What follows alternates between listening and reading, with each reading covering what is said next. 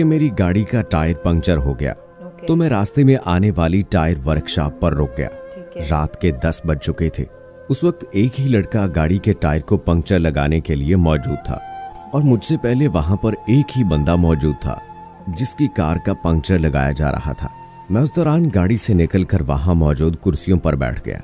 Puncture की दुकान का बूढ़ा मालिक पहले से वहां बैठा हुक्का पी रहा था।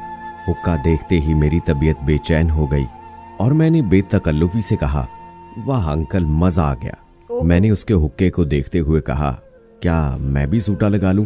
वो हंसकर बोला, सत बिस्मिल्लाह। उसने हुक्का मुझे थमा दिया और मैंने पहला ही कश लगाया था कि खांसी का दौरा पड़ गया। वो कहने लगा, पुत्र जी, हुक्का पीना मजदूरों का काम है, ये कोई सिगरेट नहीं है। हुक्के के लिए फेफड़ों में जान होनी चाहिए। अब कौन सी जान अंकल जी? मैंने कहा तो वो मेरी बात समझ गया। वाकई पहले वाली खुराकें और वर्जिशें कहाँ पुत्र जी। उसकी उम्र 80 साल से ज्यादा थी। घनी और भारी मूछें, सीना चौड़ा, बदन कसरती, तहबंद पहना हुआ था। वो बार बार एक लफ्ज बोलता, अल्लाह दी शाना वेखो। लगता था कि ये उसका तकिया कलाम था। उससे बेतकल्लफी शुरू हो गई और पुराना जमाना याद करने लगे। देसी लोगों की देसी बातें। बातों ही बातों में उसने मुझे एक हैरानकुन वाकया सुना दिया। इंतहाई नाकाबिले यकीन वाकया, जिसे सुनकर कोई भी यकीन न करता। ये वाकया उसी की जुबानी सुनिए। वो बूढ़ा कहता है कि मैं उस वक्त 10 साल का था। समझ लो कि 70 साल पहले की बात है। मेरे बाप दादा सरगोदा के रहने वाले थे। रब दियां शाना वेखो। मेरे दादे की उम्र उस वक्त 100 साल थी जब उसने मुझे ये वाकया सुनाया था। वाकया ये था कि उस इलाके के जिमींदारों ने अपनी जमीन पर कुआं खोदने के लिए कुछ मजदूर बुलाए, जो खेतों में कई रोज तक कुआं खोदते रहे।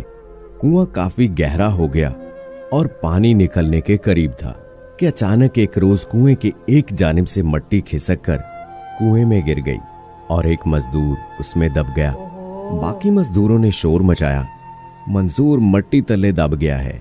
मट्टी निकालकर उस मजदूर को निकालने की कोशिश की गई, लेकिन जब काफी खुदाई करने के बावजूद मंजूर नामी मजदूर ना मिला तो उन्हें लगा कि शायद उन्हें मुगालता लग गया है, वो मजदूर कहीं चला ना गया हो।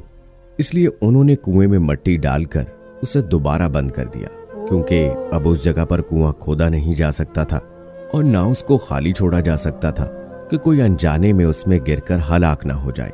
यूं ही जिंदगी का पहिया चलता रहा। 25-30 साल बाद वो जिम्मेदार फौत हो गया तो उसकी औलाद ने काफी जमीनें बेच डाली।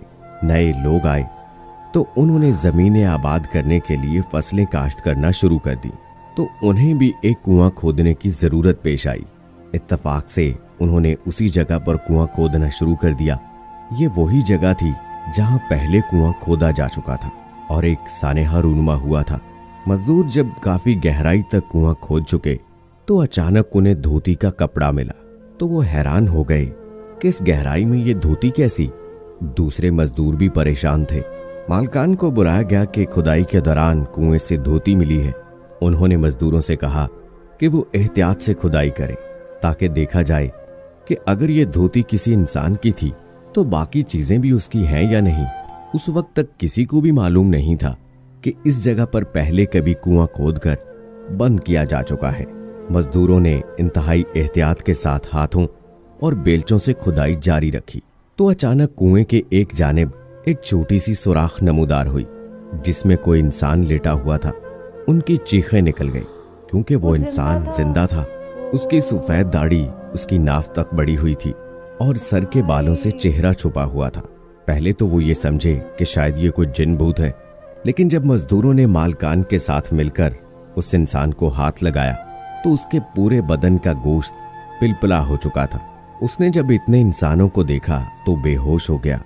उसे कुएं से बाहर निकाला गया और पूरे गांव में ये बात फैल गई। किसी समझदार आदमी ने उन्हें ये मशवरा दिया कि इसको रुई में लपेट दें, क्योंकि इस इंसान से हवा और मौसम बर्दाश्त नहीं होगा, क्योंकि न जाने ये पता नहीं कब से यहाँ पड़ा हुआ था। उसको 10 दिन तक इंतहाई निगहदाश्त में रखा गया। रुई में दूध लगाकर उसको चटाया जाता रहा।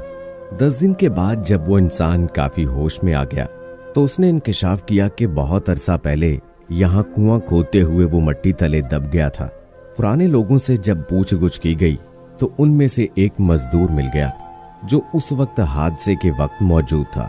उसने तस्दीक की कि हाँ, ऐसा वाकया हुआ था और एक मंजूर हुसैन नामी मजदूर लापता हो गया था। लेकिन आखिर ये कैसे हो सकता है कि 35 साल तक मिट्टी तले दबा हुआ इंसान जिंदा हो? जिंदा रहने के लिए तो हवा, पानी और खुराक की जरूरत होती है। ये बड़ा हकीकत पसंदाना सवाल था कि आखिर बिना खुराक के, बिना हवा और पानी के कोई शख्स कैसे जमीन की तह में जिंदा रह सकता है? उस आदमी ने सुना तो कहा, मैं ही मंजूर हुसैन हूँ। बस ये मेरे सोने अल्लाह की शान है कि वो पत्थरों में भी मुझको रिज्क पहुंचाता था। वो मनों हजारों मट्टी तले भी मुझे खुराक पहुंचाता था। मुझे नहीं मालूम कि मैं कितने साल तक मनो मट्टी तले दबा रहा, लेकिन एक बात का मुझे इल्म है कि मैं कभी भूखा नहीं सोया और ना ही मुझे कोई वक्त गुजरने का इल्म है। मैं रोजाना देखता था कि एक गाय सुबह सवेरे आती और अपने थन मेरे सामने कर देती।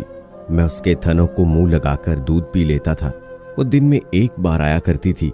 मैं अल्लाह का शुक्र अदा करता था और आज उस अल्लाह की शान देखिए कि मैं दुनिया में वापस आ गया हूँ।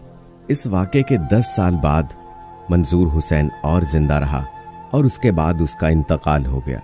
बुजुर्ग ने बताया, इस वाक़े को गुजरे तकरीबन 150-200 साल हो चुके हैं, लेकिन ये वाक़या मुझे अल्लाह की शान की याद दिलाता है। सच कहा है किसी ने कि जिसको अल्लाह रखे उसको कौन चखे। बेशक जिंदगी और मौत अल्लाह ताला के हाथ में है। अल्लाह जब चाहे जिसे मौत दे और जिसे चाहे जिंदा रखे। बेशक वो इस दुनिया के बनाने वाला और पालने वाला है। वो पत्थर में रहने वाले कीड़े को भी रोजी देता है, वो जंगलों में रहने वाले जानवरों को भी रोजी देता है। उसी तरह से अल्लाह ताला ने मंजूर हुसैन को मनो मट्टी तले रोजी भी फ्राहम की, उसको रिस्क भी दिया, क्योंकि उसके मरने का जो वक्त अल्लाह ने मुतय्यन किया था वो अभी आया नहीं था। तो दोस्तों, इस तरह के वाक़यात बेशक हमें अल्लाह ताला की वहदानियत का यकीन दिलाते हैं। अल्लाह ताला की कुदरत की निशानियों के तौर पर ये हमें नजर आते हैं। और वो बूढ़ा फिर से कहने लगा, वेखो अल्लाह दिया शाना, मना मट्टी तले दबिया मंजूर हुसैन एक बारी फिर दुनिया च आ गया। वेखो अल्लाह दिया शाना। तो दोस्तों, बेशक अल्लाह की शान बहुत बुलंद है और वो जब जिसे चाहे पैदा करे, जब जिसे चाहे मौत दे। बेशक ये सब कुछ उसी के हाथ में है। तो दोस्तों,